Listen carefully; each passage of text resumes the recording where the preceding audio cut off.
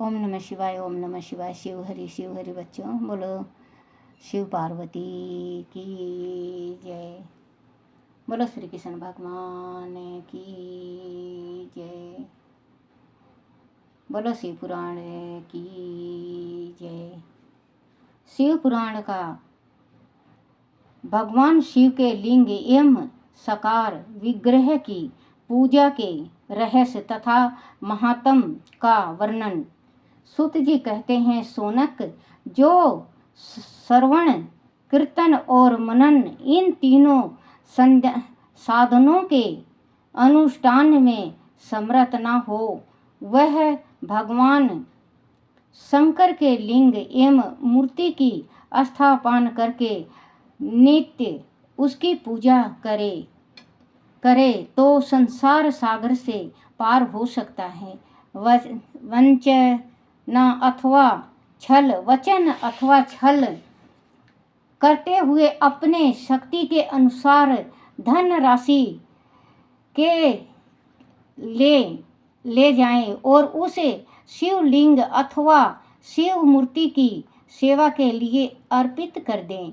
साथ ही निरंतर उस लिंग एवं मूर्ति की पूजा भी करें। उनके लिए भक्ति भाव से मंडप, गोपुर, तीर्थ, मठ एवं क्षेत्र की स्थापना करें तथा उत्सव रचावें। वस्त्र, गंध, पुष्प, धूप, दीप तथा पूजा और शंख आदि व्यंजनों से युक्त भांति भांति के अवैध भोजन अन्न नैवेद्य के रूप में समर्पित करें। छत्र, ध्वजा, व्यंजन, चमर तथा अन्य अंगों सहित राजोपचार की भांति सब समान भगवान शिव के लिंग एवं मूर्ति को चढ़ावें। प्रदक्षिणा नमस्कार तथा यथाशक्ति जप करें। आवाहन से लेकर विसर्जन तक सारा कार्य प्रतिदिन भक्ति भाव से संपन्न करें। इस प्रकार शिवलिंग अथवा शिव मूर्तियों में भगवान शंकर की पूजा करने वाला पुरुष श्रवणादि साधनों का अनुष्ठान न करे तो भी भगवान शिव की प्रसाद से सिद्ध प्राप्त कर लेता है। पहले के बहुत से महात्मा पुरुष लिंग तथा शिव मूर्ति की पूजा करने मात्र से भगवान भव बंधन से मुक्त हो चुके हैं। ऋषियों ने पूछा, मूर्तियों में ही सर्वश्रेष्ठ देवताओं की पूजा होती है, लिंग में नहीं, परंतु भगवान शिव की पूजा सब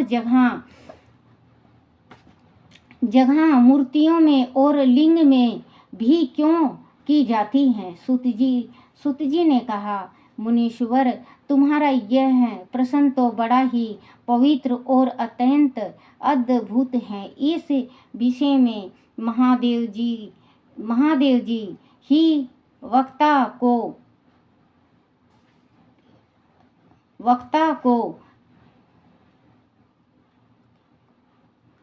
हो सकते हैं। दूसरा कोई पुरुष कभी और कहीं भी इसका प्रतिपादन नहीं कर सकता। इन प्रश्न के समाधान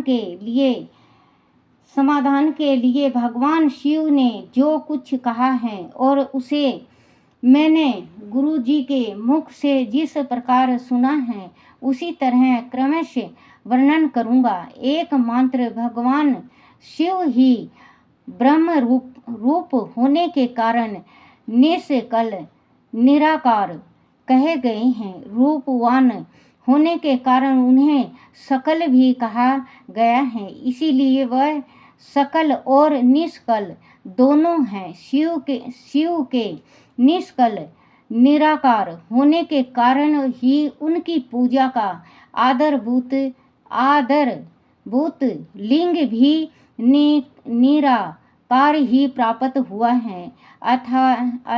अर्थात शिवलिंग शिव के निराकार स्वरूप का प्रतीक है। इस तरह शिव के सकल या साकार होने के कारण उनकी पूजा का आधारभूत विग्रह साकार प्राप्त होता है, अथवा शिव का साकार विग्रह उनके साकार स्वरूप का प्रतीक होता है।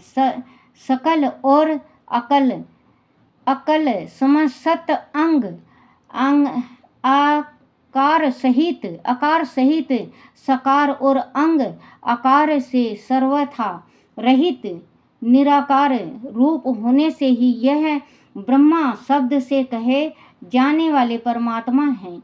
यही कारण है कि सब लोग लिंग निराकार और मूर्ति साकार दोनों में ही सदा भगवान शिव की पूजा करते हैं।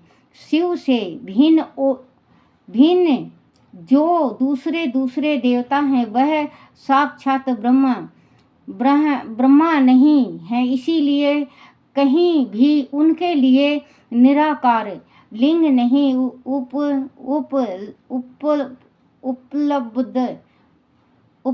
उपलब्ध होता है। पूर्व काल में बुद्धिमान ब्रह्मपुत्र सनत कुमार मुनि ने मद्राचल पर नंदीकेश्वर से इसी प्रकार का प्रश्न किया था। सनत कुमार जी बोले, भगवान शिव से भिन्न जो देवता हैं उन सबकी पूजा के लिए सर्वत्र प्रेय वेर मूर्ति मंत्र ही अधिक संख्या में देखा और सुना जाता है। केवल भगवान शिव की ही पूजा में लिंग और वेर दोनों का उपयोग देखने में आता है। अंत कल्याण में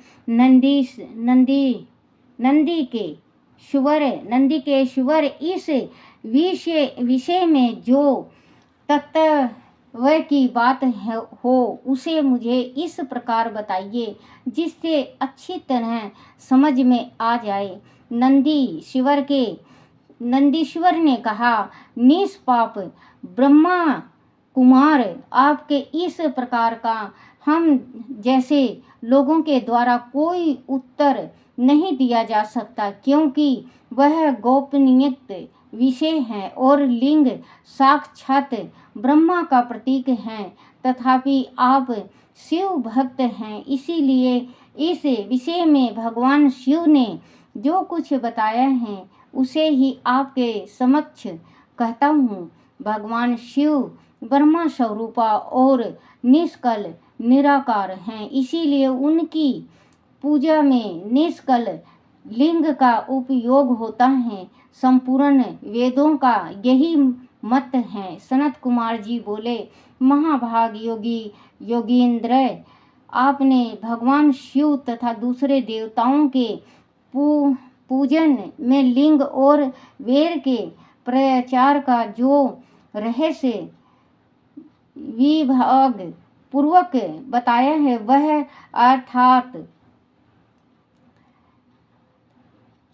अर्थार्थ है। इसीलिए लिंग और वेर की आदि उत्पत्ति का जो उत्तम वृत्तांत है उसी को मैं इस समय सुनना चाहता हूँ। लिंग के प्रगटय का रहस्य सूचित करने वाला प्रसंग मुझे सुनाइए।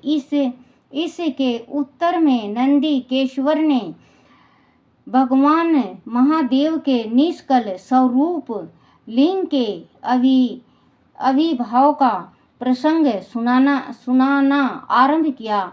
उन्होंने ब्रह्मा तथा विष्णु के विवाद, देवताओं की व्याकुलता एवं चिंता, देवताओं का दीप कैलाश शिखर पर गमन, उनके द्वारा चंद्रशेखर महादेव का सत्यवान, देवताओं से प्रेरित हुए महादेव जी का ब्रह्मा और विष्णु के विविध स्थान में आगमन तथा दोनों के बीच में निष्कल आदि अंत रहित भीषण अग्नि स्तंभ के रूप में उनका आविर्भाव आदि प्रसंगों की कथा कही।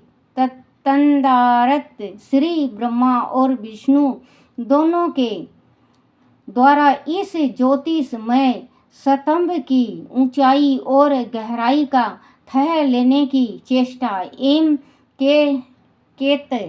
केतकी पुष्प के श्राप वरदान आदि के प्रसंग भी सुनिए। बोलो श्री महादेव भगवान की जय। बोलो शिव पार्वती की जय।